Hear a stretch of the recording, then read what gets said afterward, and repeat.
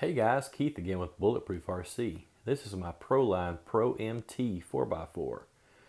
I've wanted one of these things forever, but recently the price has dropped down to $299 for the kit.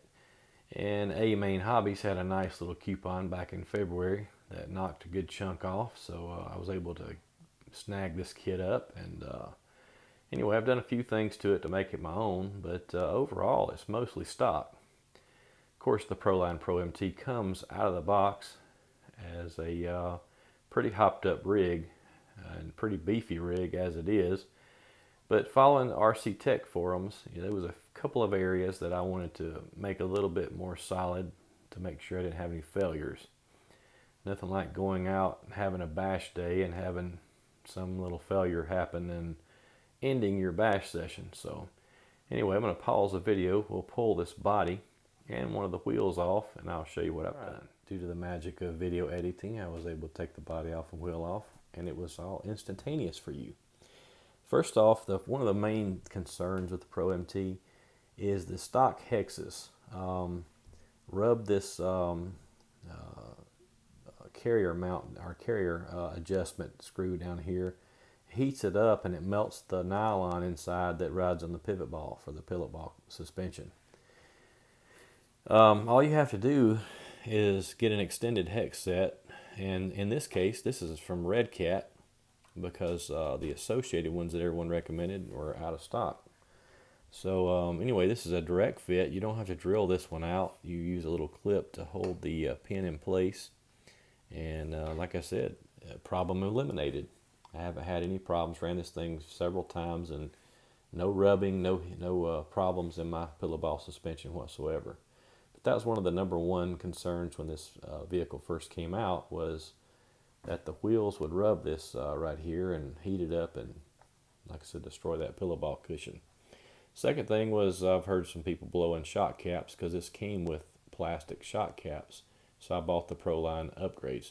One great thing about waiting till later to purchase something like I did is Proline had already addressed a lot of the issues and offered upgrades in the areas where you could beefing this thing up a little bit more. Proline does not have a radio box in this vehicle, so I purchased a Traxxas Stampede radio box and got a little creative in how I mounted it down to the top plate. I drilled holes and got screws coming up from the bottom, and basically drilled some holes in the bottom of this box, set it down, put some nuts down in there to tighten it down, and there you go. And pretty easy to take apart if you need to get down to your top plate again. Other than that, I did go ahead and upgrade the silicone diffoil and the center differential to 500K. I put 20K up front and 10K in the rear. That was some adjustments I saw online that worked well, so did that.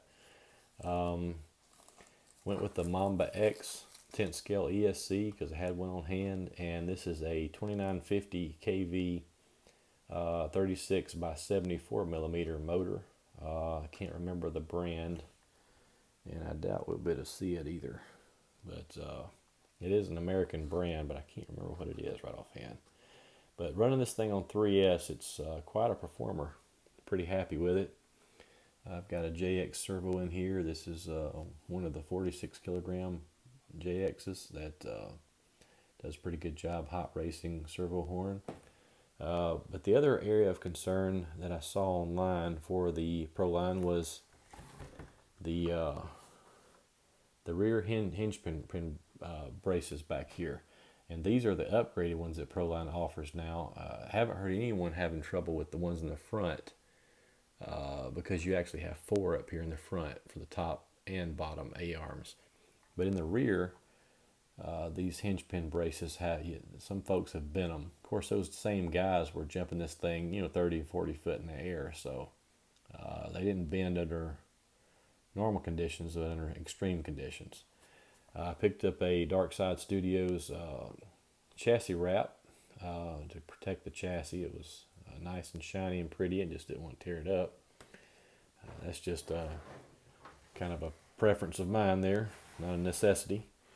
This is a Traxxas Jado wheelie bar, and I had to cut it down, and I bolted it in with some of those wide head servo screws you find in a Savox servo box, and some, of course, nuts on the other side, and that seems to be working quite well. It ain't the prettiest thing, but it's perfect. It keeps the vehicle from flipping all the way on its lid when you take off too hard, and you can ride a wheelie on it, and it's actually very durable, being Traxxas plastics. Other than that, I was trying to think of what else I've done. Oh, I did buy the, I don't know if I can show you, but the upgraded, man, I'm seeing some dirt in there. The upgraded E-clips that go on the outdrive on the front of the gearboxes. That keeps the pinion in place on the bearing. But other than that, that's all I've done to this vehicle, and quite happy with it. I put the body back on. This is a mean machine. It's very planted with a little bit wider stance. It's very stable. The short wheelbase allows it to be quite a stunt truck, which means you have a lot of air control. And yeah, I'm excited to run this thing. Now that I've got the upgrades on it, I'm going to run it hard. We'll see what happens. And very fun truck. And go out and snag you one, because the price is right now. You can throw your own electronics in there, but once you do that, I mean, you've got a pretty bulletproof truck. I doubt I would even needed these upgrades that I put into it, because I'm probably not the type to jump it like Rich Duperbash or some of these other guys do, but